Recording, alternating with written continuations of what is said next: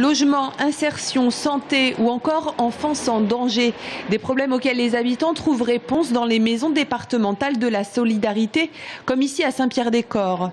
De 9 maisons, le département passera à 6. Une restructuration engagée par le Conseil général avec laquelle certains des agents ne sont pas d'accord.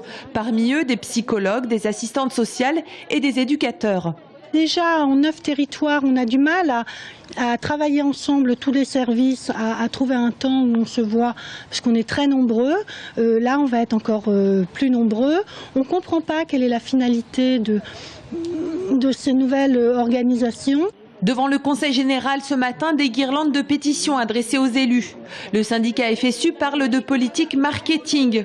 Selon lui, cette fusion des maisons de la solidarité entraînera plus de déplacements pour les réunions de service et les astreintes des agents, avec pour conséquence une perte de qualité du service public. Du côté du Conseil général, on parle de recentrage administratif du territoire.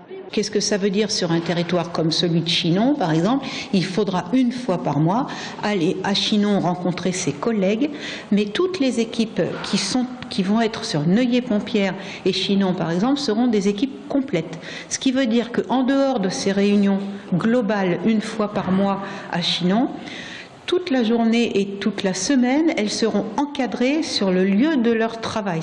Le Conseil général s'est engagé à recevoir chacun des agents des maisons départementales de solidarité avant la fusion, une restructuration qui fait suite à un audit.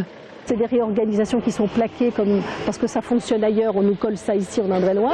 Mais nous on voit que dans des zones rurales où il y a vraiment besoin de se déplacer pour rencontrer les gens, ça ne va pas aller en s'améliorant avec cette organisation-là. À la mi-journée, les agents grévistes du Conseil général mettaient en place différentes opérations escargots. La restructuration, elle, aura lieu dès le 2 juin prochain.